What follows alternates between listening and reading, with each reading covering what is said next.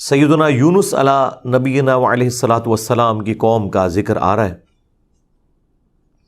دیکھیں اللہ تعالیٰ کی یہ سنت ہے کہ اللہ تعالیٰ جب بھی کسی قوم میں کسی رسول کو مبعوث کرتا ہے تو وہ وہاں جا کر دھمکی لگاتے ہیں کہ ہم پر ایمان لے آؤ، نہیں تو بڑے دن کا عذاب تمہیں آ پکڑے گا۔ اور وہ بڑا دن ان قوموں کے لیے ایام اللہ بن جاتا ہے، جس طرح کہ حضرت موسیٰ علیہ السلام کے مخالفین کے لیے، فرعونیوں کے لیے بخاری مسلم میں آیا کہ 10 محرم کا دن ایام اللہ بن گیا کہ اس دن فرعونی ڈبو دیے گئے۔ اسی طریقے سے قوم نوح جس دن ڈبوئی گئی وہ ان کے لیے ایام اللہ میں سے ایک یوم تھا، اللہ کے بڑے بڑے فیصلوں کے دنوں میں سے ایک دن۔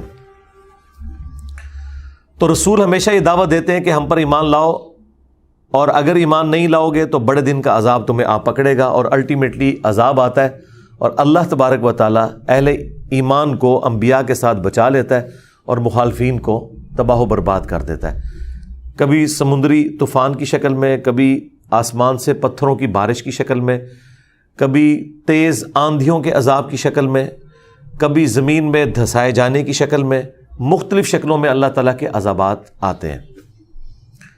اور یہ رسولوں کے کیس میں ہے، کیونکہ اللہ تعالیٰ نے پیٹ رول رسولوں کے کیس میں بیان کیا ہے، کتب اللہ لأغلبن انا ورسلی، اللہ تعالیٰ نے اپنی ڈیسٹنی میں، تقدیر میں یہ بات لکھ دی ہے کہ بے شک میرے رسول اور میں ہی غالب رہوں گا۔ تو ظاہر ہے کہ رسولوں کا غلبہ اسی صورت میں ہوگا کہ جب رسول دھمکی لگانے کے بعد خود قتل نہ ہو جائے، بلکہ ان کے مخالفین تباہ ہو جائیں اور رسولوں کو اور اہل ایمان کو اللہ تعالیٰ بچا لے۔ ایک ایکسیپشنل کیس سیدنا عیسیٰ علیہ السلام کا ہوا ہے کہ اس وقت تو ان کے مخالفین تباہ و برباد نہیں ہوئے، حضرت عیسیٰ علیہ السلام کو اللہ تعالیٰ نے زندہ آسمانوں پہ اٹھا لیا۔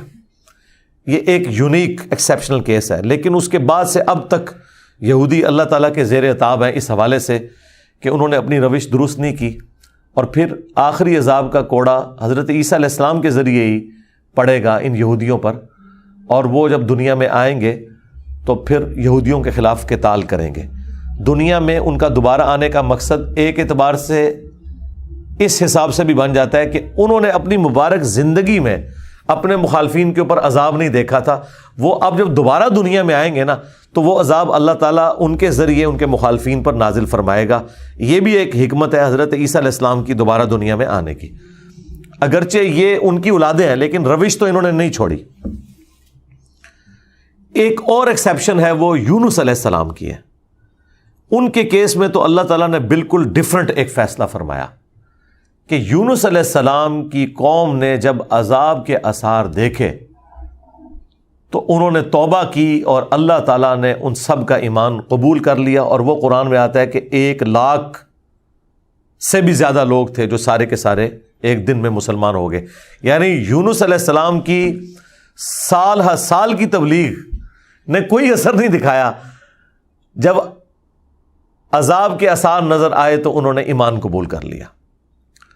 یہ صرف یونس علیہ السلام کی قوم نہیں، باقی قوموں کے بارے میں بھی سورۃ الانبیاء میں آیا کہ جب کبھی بھی رسولوں کے مخالفین پر عذاب آتا تھا تو مخالفین اس عذاب کے وقت پھر چیخیں مارتے تھے اور کہتے تھے کہ یا اللہ ہمیں ایک دفعہ چھوڑ دے، اب ہم تیرے نبی کو مانیں گے۔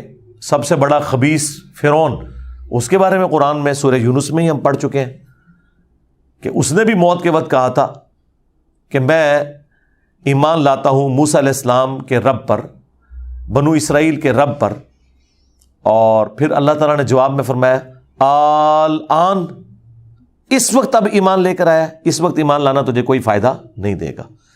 جو جامعہ ترمذی میں بھی حدیث ہے کہ موت کے غرغرے سے پہلے پہلے توبہ قبول ہے۔ یہ جو موت کا غرغرہ ہے نا، یہ امتوں کے کیسز میں عذاب کے آثار کا سامنے نظر آنا ہے۔ وہ پوری قوم کے لیے موت کے غرغرے کا وقت ہے، اگرچہ وہ ان پہ نظر نہیں آئی ہے، لیکن وہ اللہ کا فیصلہ ہو چکا ہے، وہ اب انہوں نے کنفرم مرنا ہی مرنا ہے۔ وہ آثار جب نظر آنا شروع ہوئے تو باقی قومیں بھی آہو بکا کرتی تھیں، اس قوم نے بھی آہو بکا کیا، اور اللہ تعالیٰ نے ان کے کیس میں وہ سن لیا اور انہیں بچا لیا۔ اور جب یونس علیہ السلام واپس آئے وہ تو دنگ رہ گئے کہ یہ کیا ہوا، میں تو انہیں عذاب کا وعدہ دے کے گیا تھا، یہ سارے کے سارے زندہ سلامت ہیں۔ اور اس سے بڑھ کر ان کو حیرانگی یہ ہوئی کہ وہ سب کے سب لوگ ایمان بھی لے آئے. تو اب حضرت یونس علیہ السلام کو وہ غم تو بھول گیا کہ میرا دیا ہوا وعدہ پورا نہیں ہوا. ظاہر ہے ایک امبیرسمنٹ تو تھی کہ آپ قوم کو کہہ کے یہ نکلے ہیں کہ اب تم پہ عذاب آئے گا, اور عذاب نہیں آیا. تو امبیرسمنٹ تو حضرت یونس علیہ السلام نے فیل کی, لیکن اس کی کمپنسیشن اللہ نے اس حوالے سے کر دی کہ جو ان کا مقصد ہے وہ پورا ہو گیا کہ لوگ ایمان لے آئے. آپ سورۃ الاعراف میں, سورہ ہود میں بھی دیکھیں گے کہ جب کبھی قوموں پر عذاب آتا ہے تو اینڈ پہ وہ قوم کا پیغمبر عذاب دیکھنے کے بعد اپنی قوم سے مخاطب ہو کے کہتا ہے کہ میری قوم, میں نے تو بڑی کوشش کی تھی کہ تمہیں اس عذاب سے بچا لیتا, لیکن تم خود گمراہی پر تلے ہوئے تھے. تو عذاب کے بعد بھی قوموں کا درد پیغمبروں کے سینے میں رہتا ہے, ایک نیچرل چیز ہے. رقیق القلب ہوتے ہیں نا جو پیغمبر ہوتے ہیں. تو یہاں پر جب انہوں نے دیکھا سب ایمان لے ہیں تو ظاہر ہے کہ وہ ایک ہیپی اینڈنگ ہوئی ہے. کیا ڈراپ سین ہوا ہے. میں کبھی بعض اوقات یہ جب حضرت یونس علیہ السلام کی قوم کا واقعہ قرآن میں پڑھتا ہوں نا, تو میں بڑی خواہش کرتا ہوں کہ میں جنت میں جا کے یہ منظر دیکھوں کہ وقت کا پیغمبر عذاب کی وعید سنا کے گیا ہے اور لوگ چیخو پکار کر رہے ہیں, اور ایسا یونیک کیس ہو گیا ہے, سمجھ لیں مردے ہی زندہ ہو گئے, کہ اللہ تعالیٰ ان کی چیخو پکار سن کے ان کی توبہ بھی قبول کر لیتا ہے. اور پھر یونس علیہ السلام جب واپس آتے ہیں ان کی حیرانگی کیا ہوگی. ٹھیک ہے, کیا ڈراپ سین ہوگا. میں کہتا ہوں جی اس طرح کی کوئی ٹریجک فلم نہیں ہو سکتی جو یونس علیہ السلام اور ان کی قوم کی ہے. اور وہ کیوں ہوا؟ صرف یونس علیہ السلام سے ایک اجتہادی خطا ہوئی. ہم اسے گناہ نہیں کہتے, وہ خطا ہے. انبیاء خطا کرتے ہیں, لیکن چونکہ وہ اپنی خطا پر قائم نہیں رہتے اور وہ گناہ کے زمرے میں بھی نہیں ہے, غلطی ہے بحیثیت انسان. انسان غلطیوں سے پاک اگر ہم پیغمبروں کو کہتے ہیں تو یہ پاک وہ والا نہیں ہے جس طرح اللہ پاک ہے. آپ سبحان کا لفظ صرف اللہ کے ساتھ بولتے ہیں, کوئی پیغمبر بھی سبحان نہیں ہے. پرفیکٹ صرف اللہ ہے. دیکھیں انسان تو ہے ہی امپرفیکٹ. جب ہم نیند کے محتاج, کھانے پینے کے محتاج, اس کے بعد ٹوائلٹ کے محتاج, اور سب سے بڑھ کر اپنی زندگی کے لیے اپنے رب کے محتاج, تو انسان تو پرفیکٹ ہے ہی نہیں ہے. پرفیکٹ صرف اللہ ہے جو کسی کا محتاج نہیں ہے. غلطیوں سے پاک صرف اللہ ہے, باقی غلطی تو کسی سے ہو سکتی ہے. لیکن پیغمبر کو ہم جو کہتے ہیں نا کہ پیغمبر غلطیوں سے معصوم ہے, عصمت انبیاء کا عقیدہ, اس کا مطلب یہ ہے کہ وہ گناہ نہیں کرتے. خطا بہرحال ان سے ہو جاتی ہے, اور خطا جب ہوتی ہے تو اللہ تعالیٰ ان کی ریمیڈی فرماتا ہے, ان کی اصلاح کرتا ہے. وہ اپنی خطا پر قائم نہیں رہتے, رجوع کر لیتے ہیں, اور جب رجوع کرتے ہیں تو امت کے لیے وہ رول ماڈل ہوتے ہیں. آج کی ڈیٹ میں رسول اللہ صلی اللہ علیہ وآلہ وسلم معصوم ہے کہ اگر زندگی میں کوئی اجتہادی خطا ان سے ہوئی تو اللہ تعالیٰ نے اس کی ریمیڈی فرما دی اور پھر اس غلطی کو معاف کر دیا. وہ گناہ نہیں تھا, یہ ذہن میں رکھیے گا. گناہ اور غلطی میں فرق ہے. گناہ وہ ہوتا ہے کہ جو پوری وعید معلوم ہونے کے باوجود انسان وہ ایکٹیویٹی پرفارم کر لے. اجتہادی خطا یہ ہوتی ہے کہ وہ ایک ایسی صورتحال اس کے سامنے آئے جس میں اس کے سامنے دو آپشن موجود ہوں, اور اس میں سے وہ ایک ایسا آپشن اڈاپٹ کر لے جو اللہ کی مرضی نہ ہو, اور جو اللہ کی مرضی والا آپشن ہے اسے وہ ترک کر دے. اور یہ وہ بدنیتی پہ نہیں کر رہا, اس کی سمجھ میں ہے ہی ہے اس کا آپشن, وہ نافرمانی سمجھ کے نہیں کر رہا. جس طرح نبی علیہ السلام نے کیا, غزوہ بدر کے قیدیوں کو چھوڑ دیا. سورہ محمد میں یہ آیت نازل ہو چکی بھی تھی کہ جب تک فتنہ مکمل طور پر ختم نہیں ہو جاتا آپ نے ان کو قتل کرنا ہے, اپنے مخالفین کو. قتال کی آپ کو اجازت دی گئی. سورہ محمد کا نام ہی سورہ قتال ہے. ہاں جب فتنہ ختم ہو جائے اس کے بعد جو جنگیں ہوں گی نا, اس کے بعد آپ کی مرضی ہے, چاہے تو فدیہ لے کے کافر قیدیوں کو چھوڑ دیں اور چاہے آپ انہیں قتل کریں. اب بدر کے بعد فتنہ تو ختم نہیں ہوا تھا, لیکن نبی علیہ السلام نے یہ ایزیوم کیا کہ 70 سردار ان کے مر گئے, ان کی کمر ٹوٹ گئی, وہ جو 70 ہم نے قیدی کیے ہوئے, چلو ہم انہیں فدیہ لے کے چھوڑ دیتے ہیں, شاید یہ لوگ اسلام قبول کر لیں. اپنی شرافت کی وجہ سے نبی علیہ السلام نے ایسا کیا. تو اس پہ پھر اللہ تعالیٰ نے سورۃ الانفال میں آیت نمبر 67 68 میں فرمایا کہ اگر وہ پہلے آیت نازل نہ ہوئی ہوتی نا سورہ محمد کی, تو ہم تمہیں عذاب دیتے اس عمل کے اوپر جو تم نے غزوہ بدر کے قیدیوں کو چھوڑ دیا, کیونکہ فتنہ تو ابھی ختم نہیں ہوا, تمہارا کام تھا قتل کرتے. اور حضرت عمر کا مشورہ بھی یہی تھا, بخاری مسلم میں, لیکن نبی علیہ السلام اور حضرت ابوبکر اپنی شفقت کی وجہ سے انہوں نے یہ پلی لی کہ وہ آیت میں آیا نا کہ فتنہ جب ختم ہو جائے تو پھر تمہاری مرضی ہے، تو ہم یہ زیوم کرتے ہیں کہ فتنہ ختم ہو گیا. یہ بدنیتی کی وجہ سے نہیں تھا، واقعی انہوں نے یہ زیوم کیا تھا. لیکن وہ کس قسم کے ناہنجار لوگ تھے. حضرت عمر رضی اللہ تعالیٰ عنہ نے یہ کنکلوڈ کیا کہ نہیں، یہ اس قابل ہیں، یہ قتل ہونے چاہیے. بہرحال وہ اجتہادی خطا اللہ تعالیٰ نے معاف کی. اس طرح باقی انبیاء کرام کے بارے میں حضرت آدم علیہ السلام کی غلطی کا ذکر ہے. موسیٰ علیہ السلام سے بندہ مر گیا تھا، نوح علیہ السلام نے اپنے کافر بیٹے کے لیے دعا کر دی تھی. حالانکہ آج ایک مسلمان، عام مسلمان کو بھی پتہ ہے کہ کافر کی مغفرت نہیں ہو سکتی. تو نوح علیہ السلام کو کیا نہیں پتا تھا؟ بس وہ وقتی طور پر ایک سمجھ لیں ایک باپ کی حیثیت سے ان کا دل پسیج گیا. انہوں نے کہا یا اللہ تو نے وعدہ کیا تھا مجھ سے کہ تو مجھے اور میرے گھر والوں کو بچائے گا، تو میرا بیٹا بھی تو میرے گھر والا تھا. تو اللہ تعالیٰ نے فرمایا کہ اس چیز کا سوال نہ کر جس کے بارے میں تجھے علم نہیں ہے. بڑا کرٹیکل جملہ تھا، اس میں مسئلہ تقدیر بھی چھپا ہوا ہے. ایک تو سمپل معنی ہے کہ اس بارے میں مجھ سے سوال کیوں کر رہا ہے؟ تم نے کب یہ ایزیوم کر لیا کہ تمہارے گھر والے اگر کفر کریں گے تو میں انہیں چھوڑ دوں گا؟ گھر والوں سے مراد وہ گھر والے تھے جو ایمان لے کر آئیں گے. آپ کی بیوی نہیں لائی، ایک بیٹا نہیں لایا، باقی گھر والے لے آئے ایمان، تو بچ گئے. اور دوسرا یہ جو جملہ تھا نا کہ اس چیز کا سوال نہ کر جس کے بارے میں تجھے علم نہیں، سورہ ہود میں آیت نمبر 46 میں، اور اے نوح جاہلوں میں شمار نہ ہو. یہ بڑا سخت جملہ ہے. یہ مسئلہ تقدیر کی طرف اشارہ ہے کہ تجھے نہیں پتا کہ میری تقدیر میں یہ لکھا ہے کہ یہ نبی کا بیٹا ہونے کے باوجود بھی اللہ کے علم میں یہ جہنمی ہے. وہ اللہ تعالیٰ نے اسے جہنمی نہیں بنایا بلکہ اپنے کرتوتوں کی وجہ سے. تو اللہ کی تقدیر کے اوپر تو کسی کا بھی علم نہیں ہے نا جب تک اللہ تعالیٰ مطلع نہ کر دے. یہ بہت کریٹیکل ایشو ہے، اس لیے میں نے الگ سے ایک ویڈیو اس پہ ریکارڈ کروائی ہے. عصمت انبیاء کا عقیدہ، اس کا ٹائٹل ہے انبیاء گناہ نہیں کرتے. یہ ہمیں جو عصمت انبیاء کا عقیدہ بتایا گیا ہے وہ یہ ہے کہ نعوذ باللہ انبیاء کے اندر گناہ کرنے کی حص ہی نہیں ہوتی. یعنی انبیاء کرام جو ہے ان کے ساتھ وہ کمزوریاں بشری اٹیچ نہیں ہیں جو باقی انسانوں کے ساتھ اٹیچ ہیں. اگر یہ بات ہوتی تو انبیاء کی فضیلت ہی نہ ہوتی. انبیاء کی فضیلت ہے ہی اس وجہ سے کہ وہ بشری کمزوریوں پر اوور کم کرتے ہوئے اللہ کے خوف کی وجہ سے گناہوں سے بچ جاتے ہیں. ادروائز پھر فرشتوں میں اور انسانوں میں کوئی فرق ہی نہ رہ جائے. تو یہ ہے اصل چیز جو انہیں فضیلت میں لے جاتی ہے عام انسانوں کی نسبت، کہ وہ اللہ کا اتنا خوف رکھتے ہیں کہ وہ گناہوں سے بچتے ہیں. رہی لغزش اجتہادی خطا وہ ہو سکتی ہے. تو میں نے وہ انبیاء گناہ نہیں کرتے اس میں تفصیل کے ساتھ واقعات مختلف قرآن سے بیان کیے ہیں. سورہ یوسف میں ہے کہ اس عورت نے یوسف کا قصد کیا، یوسف بھی عورت کا قصد کر لیتا اگر اپنے رب کی برہان نہ دیکھتا. اب اندازہ کریں، اللہ تعالیٰ فرما رہا ہے کہ یوسف علیہ السلام بھی اس برائی میں پڑ جاتے اگر اللہ تعالیٰ انہیں ایک خاص نشانی نہ دکھاتا.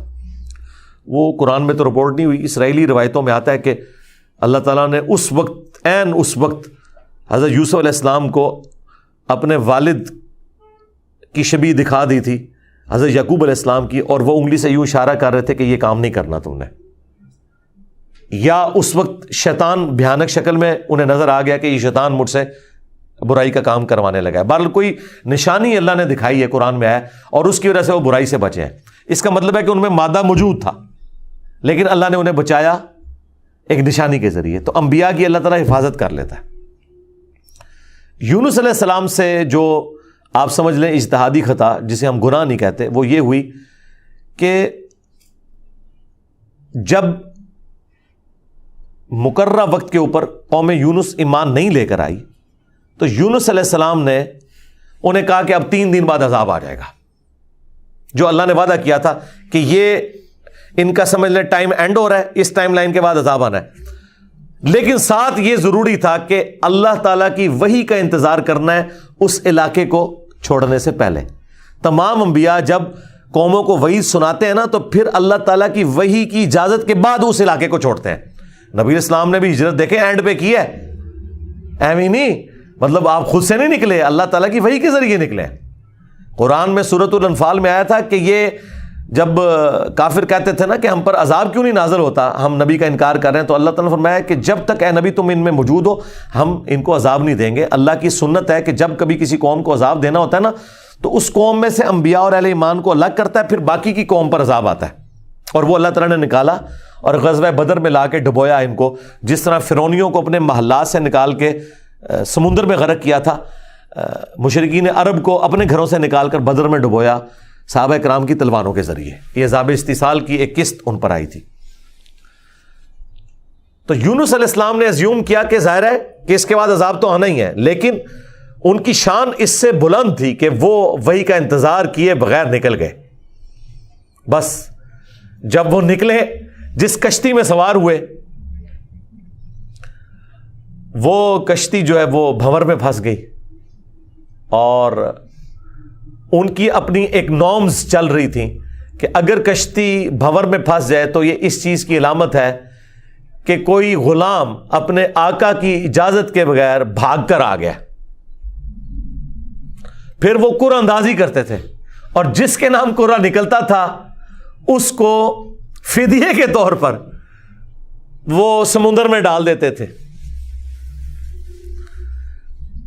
پہلی دفعہ قرعہ اندازی کی گئی، بیلٹنگ، تو حضرت یونس علیہ السلام کا نام نکلا۔ ان کا نہیں، یونس علیہ السلام تو اس طرح ہو ہی نہیں سکتا۔ دوسری بار، تیسری بار، تینوں بار یونس علیہ السلام کا نام نکلا قرعہ اندازی میں۔ تو یونس علیہ السلام نے، اچھا قرآن میں اشارتاً اس کا ذکر ہے، اسرائیلی روایتوں میں تفصیل کے ساتھ ہے، لیکن یہ بالکل قرآن میں فٹ ان بیٹھتی ہیں۔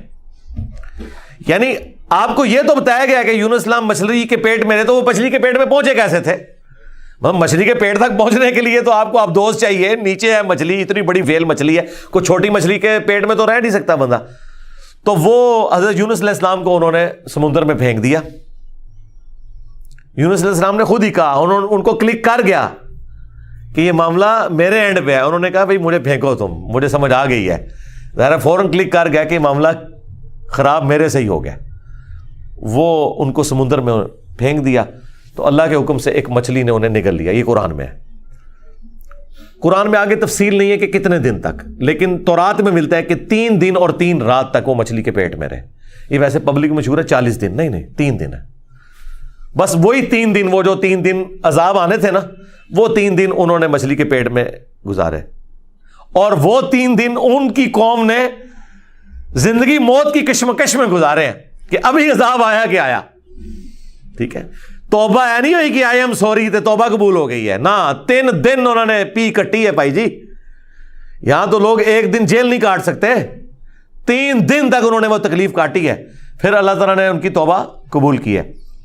اور یہاں پہ حضرت یونس علیہ السلام 3 دن تک مچھلی کے پیٹ میں، اندھیرے میں، اور دیکھیں اللہ نے ان کو ایسے کلمات سکھا دیے، مختصر تھے، پرفیکٹ تھے، بہترین توبہ، لا الہ الا انت سبحانک۔ سورۃ الانبیاء میں یہ دعا آئی ہے، اے اللہ تیرے سوا کوئی معبود نہیں، اور تو پاک ہے نا، پاک تو غلطی نہیں کر سکتا۔ انی کنت من الظالمین، بے شک میں ہی ظالموں میں ہوں، میں انسان ہوں، انسان سے غلطی تو ہوگی۔ تو یہ دعا اتنی اللہ کو پسند آئی کہ سورہ الصافات میں ہے کہ یونس اگر مچھلی کے پیٹ میں ہمیں ان الفاظ کے ساتھ یاد نہ کرتے تو پھر مچھلی کے پیٹ سے اسی دن نکالے جاتے جس دن مردے اپنی قبروں سے نکالے جائیں گے۔ قیامت کے دن تک مچھلی کے پیٹ میں رہتے، یعنی مچھلی کا پیٹ ان کی قبر بن جاتی۔ اتنا غصہ ایک جملے نے ٹھنڈا کر دیا، اور ساتھ اللہ نے فرمایا کذالک ننجی المؤمنین، ہم اہل ایمان کو اسی طریقے سے نجات دیں گے۔ یعنی جو بھی یونس والے طریقے سے ہماری طرف متوجہ ہوا اسے بھی ہم نجات دیں گے۔ یہ دعا ہمیں اتنی پسند ہے کہ جو ان الفاظ کے ساتھ ہم سے معافی مانگے گا ہم اسے بھی نجات دیں گے۔ جامعہ ترمذی میں حدیث ہے، جو یونس علیہ السلام کی دعا کے ذریعے اللہ کی طرف متوجہ ہوا اللہ تعالیٰ کبھی اسے محروم نہیں لوٹائے گا۔ لا الہ الا انت سبحانک انی کنت من الظالمین۔ اور جمع کے صیغے سے پڑھیں گے تو لا الہ الا انت سبحانک انا کننا من الظالمین۔ وہاں تھا انی کنت من الظالمین، یہ ہے انا کننا من الظالمین۔ دونوں طریقے سے آپ دعا مانگ سکتے ہیں، بہترین دعا ہے یہ، اس میں اعظم ہے دعاؤں کی قبولیت کے لیے۔ قرآن میں بھی آیا کذالک ننجی المؤمنین، اور جامعہ ترمذی میں بھی آیا کہ جو اس دعا کے ذریعے اللہ کی طرف متوجہ ہوگا اللہ تعالیٰ اسے محروم نہیں لوٹائے گا۔ لہذا جو جامعہ ترمذی میں حدیث ہے نا کہ اللہ کی حمد اور دروشی پڑھ کے دعا کرو تو قبول ہوتی ہے، تو وہ اللہ کی حمد میں نا آپ اس کو شامل کریں، لا الہ الا انت سبحانک انی کنت من الظالمین۔ یہ اللہ کی بیسٹ حمد بھی ہے اور بیسٹ استغفار بھی ہے، اور ایسا استغفار ہے کہ اللہ کی رحمت کو ٹریگر کرنے والا ہے۔ دیکھیں آپ نے اللہ تعالیٰ کی کس چیز کو ہائی لائٹ کی ہے کہ یا اللہ تو پاک ہے، تو غلطی کر نہیں سکتا، اس کی عظمت مان لی، اور پھر ساتھ ہی کہا کہ مجھے تو نے بنایا ہی ایسا ہے کہ میں غلطی کروں گا، تو دیکھ میں کمزور ہوں، میں مان رہا ہوں میں غلطی کروں گا، تو کر بیٹھا ہوں تو معاف کر دینا۔ اس سے بیسٹ انداز نہیں ہو سکتا اپنی غلطیوں پر معافی مانگنے کا۔ تو یہ حرز جاں بنائیں، لا الہ الا انت سبحانک انی کنت من الظالمین۔ یقین کریں یہ دعا آپ کے سامنے یونس علیہ السلام ہو، مچھلی کا پیٹ، گپ اندھیرا، 3 دن 3 رات، دنیا میں کوئی آ کے آپ کو ریسکیو نہیں کر سکتا، اور موت سامنے نظر آ رہی ہے۔ حضرت یونس علیہ السلام اسی طریقے سے بچے ہیں جیسے مردہ کو زندہ ہو جائے، اور یہاں لوگ کہتے ہیں بڑا گرم ذکر ہے جی، خوشبو لا کے کرنا چاہیے اور صاف ستھری جگہ۔ بھائی جس نے یہ کیا تھا اس سے زیادہ تعفن والی جگہ کوئی نہیں تھی، مچھلی کا پیٹ۔ یہ تو چلتے پھرتے، نہ اس کے لیے وضو ہونا شرط ہے، نہ اس کے لیے غسل ہونا شرط ہے، اس کے لیے صرف ایک نیک نیتی کے ساتھ اللہ کی طرف متوجہ ہونا شرط ہے کہ آپ مان لیں کہ آپ کمزور ہیں، طاقتور وہ ہے، آپ غلطی کریں گے وہ غلطی نہیں کرتا، آپ معافی مانگیں گے وہ معافی دینے والا ہے۔ اللہ بھی التواب ہے اور بندے بھی توبہ کرنے والے ہیں۔ اللہ کی توبہ یہ ہے کہ جب آپ اللہ کی طرف رجوع کرتے ہیں، توبہ کا مطلب ہوتا ہے رجوع لانا، تو اللہ آپ کی طرف رجوع لے آتا ہے۔ جو بخاری مسلم میں حدیث ہے کہ جو شخص توبہ کر کے اللہ کی طرف رجوع لاتا ہے تو اللہ کو اس شخص سے زیادہ خوشی ہوتی ہے کہ جو اکیلا ریگستان میں ہو، اچانک اس کی سواری غائب ہو جائے اور وہ اپنی موت کا انتظار کرنا شروع کر دے، اور پھر تھوڑی دیر بعد وہ سواری واپس آ جائے جس پہ اس کا سامان لدا ہوا ہے، اسے نئی زندگی ملے، اور وہ اتنا خوش ہو کہ اس کی زبان سے نکل جائے، اے اللہ تو میرا بندہ میں تیرا رب، من شدت الفرح، خوشی کی شدت کی وجہ سے، حالانکہ اس نے یہ کہنا تھا کہ اے اللہ میں تیرا بندہ تو میرا رب۔ اس سے زیادہ اللہ تعالیٰ کو خوشی ہوتی ہے جو بندہ رجوع لے آتا ہے۔ تو یونس علیہ السلام کی دعاؤں کو آپ اپنے استغفار میں، اپنی صبح و شام کے اذکار میں، ہر جگہ اپنے تشہد کے اندر اس دعا کو پڑھا کریں۔ یہ بڑے بڑے مشکلوں کو آسان کر دیتی ہے۔ یار آپ دیکھیں ایک بندے کو اپنی موت سامنے نظر آ رہی ہے اور اس موت میں سے اسے زندگی مل جائے، بس جب آپ نا امیدی کے اینڈ پر پہنچے ہوں اور آپ کو کوئی امید نظر نہ آئے تو آپ یہ پڑھیں، لا الہ الا انت سبحانک انی کنت من الظالمین۔ انشاءاللہ تعالی اللہ تعالیٰ اس مشکل میں بھی کوئی نہ کوئی ایسی راہ نکال دے گا جو آپ نے گمان بھی نہیں کبھی کی ہوگی۔ بہرحال وہ 3 دن اور 3 رات کے بعد یونس علیہ السلام کو مچھلی نے ساحل پر ڈال دیا۔ اب ان کا جسم کافی ڈیمیج ہو چکا ہوا تھا۔ قرآن میں آیا کہ ان کے لیے اللہ تعالیٰ نے کدو کی بیل اگا دی جو ان کے اوپر سایہ کی ہوئی تھی، کیونکہ بالکل لاغر ہوئے تھے وہ، اور پھر دھوپ سے بچاؤ کے لیے وہ بیل بھی ان کو چاہیے تھی۔ پھر سسٹین ہوئے، جب واپس اپنی قوم میں آئے تو دیکھا کہ جناب سارے رفع دین نمازاں پڑھ رہے ہیں۔ انہوں نے کہا پوری زندگی بخاری مسلم دی حدیثاں دکھائیاں، انہیں رفع دین نہیں شروع کیتا، اچانک کیا ہو گیا ہے؟ یعنی وہ سارے کے سارے مان لیں۔ یہ میں آج کے دور میں ٹرانسلیٹ کر رہا ہوں، پھر کہنے کے کتنے لکھے ہیں سرکار؟ دیکھیں اللہ تعالیٰ ہر دور میں اپنے بندے بھیجتا ہے جو اس دور کی لینگویج میں ان کو وہ بات سمجھاتے ہیں۔ تو انہوں نے دیکھا بھی انقلاب یہ کہاں سے آ گیا، سارے اونچی آمین کہہ رہے ہیں، سارے رفع الیدین سے نماز پڑھ رہے ہیں، سارے نے جڑے اپنی شلواریں جھونگ لیاں نے، کیا ہو گیا ہے؟ تو پتہ چلا کہ جناب اللہ تعالیٰ نے معاف کر دیا ان کو۔ اور یہ ایک ایسا ایکسیپشنل واقعہ ہے جو اللہ تعالیٰ کی پوری بنائے ہوئے پلان کے اندر، پوری ڈیسٹنی میں، پوری انسانی تاریخ میں اور کسی کے لیے نہیں ہوا۔ اس خاص واقعے کی وجہ سے ہی اس سورت کا نام سورہ یونس ہے۔ اگرچہ یونس علیہ السلام کا ذکر آپ نے دیکھ لیا، بس یہ اتنا سا ہی آ رہا ہے، یہ باقی پورے واقعات قرآن میں سکیٹرڈ فارم میں ہے۔ سورہ ہود سے میں نے بیان کیا، سورۃ الاعراف، باقی صورتوں سے جوڑ کے آپ کو ایک جگہ پوری پکچر بتائی ہے۔ حالانکہ عام بندے سے پوچھے نا کہ سورہ یونس میں کیا ہوگا تو وہ یہ بتائیں گے آپ کو کہ سورہ یونس میں یہ لکھا ہوا ہوگا کہ حضرت یونس علیہ السلام کتنے خوبصورت تھے، ان کی زلفوں کا رنگ کیا تھا، ان کے ماں باپ کہاں رہتے تھے، وہ کہاں پیدا ہوئے، کہاں فوت ہوئے. عام آدمی تو یہ سمجھ رہا ہوگا، حالانکہ سورہ یونس کا جو مرکزی ٹاپک ہے نا وہ توحید ہے، ٹوٹل توحید. اور اس میں حضرت یونس علیہ السلام بھی فٹ ان بیٹھ رہے ہیں. کیوں؟ توحید کا مطلب یہ ہے کہ ہوگا وہ جو اللہ چاہے گا، اور اللہ چاہے تو اپنا بنایا ہوا قانون بھی توڑ سکتا ہے. اللہ اپنے قانون کا بھی کوئی پابند نہیں ہے، لیکن یہ دنیا کے اعتبار سے، آخرت کے لیے نہیں. آخرت کے لیے اللہ نے قرآن میں یہ بتایا کہ میں اپنے وعدے کے خلاف نہیں چلوں گا. آخرت اللہ کا قانون نہیں ہے، وعدہ ہے. اور اگر اللہ وعدہ توڑتا ہے نا تو وہ اللہ نہیں رہتا، کیونکہ جو وعدہ پورا نہ کرے وہ جھوٹا ہوتا ہے، اور جھوٹ اللہ کی طرف منسوب نہیں. لیکن دنیا میں اللہ تعالیٰ اپنے بنائے ہوئے قوانین توڑ دیتا ہے. وہ اللہ کے کوئی وعدے نہیں ہے. اللہ کا قانون ہے کہ آگ جلائے گی، ابراہیم کو نہیں جلایا تو اللہ تعالیٰ کو اس سے کوئی فرق نہیں پڑتا. یہ اللہ کا کوئی وعدہ نہیں تھا. چھری کاٹتی ہے، اسماعیل علیہ السلام کو نہیں کاٹا، یہ اللہ کا قانون ٹوٹا.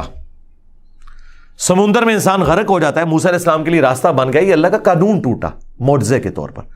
آخرت میں کوئی قانون نہیں ٹوٹے گا. جو مواہد دنیا سے گیا، اللہ کا تابع فرمان، پیغمبروں کا مطیع، پھر اس پہ تقدیر غالب نہیں آئے گی کہ نہیں جی اے تیری میں ایک گل سنبھال کے رکھی ہے لہذا تو زیرو نل ملٹیپلائی ہو گیا. نہیں، وہاں بھائی نیکیاں تولی جائیں گی، چاہے گناہوں کے پلڑے میں بڑے سے بڑا گناہ بھی آ گیا شرک کے سوا، اور نیکیاں بھاری ہو گئی تو اللہ تعالیٰ کسی کو یہ کہے گا کہ بھی نہیں کہ بالکل دوتے اے زیرو زیرو ہی بچے ہیں. نہیں، بس یہ میرا وعدہ ہے کہ میں بچا لوں گا.